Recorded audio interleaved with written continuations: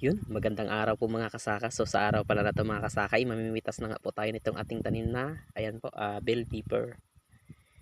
Meron ng mga nagkukulay orange. So papunta na sa pagiging pula. So pipitasin na natin yan mga kasaka.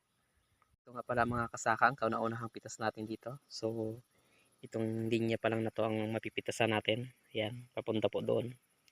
Then dito medyo ano pa po yan, maliliit pa. Huli natin na itanim yan. Okay. So ito, kulay orange na.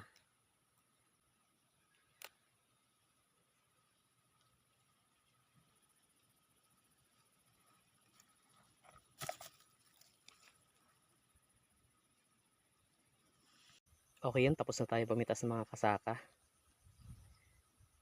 So ayan lahat yung mga napitas natin, no.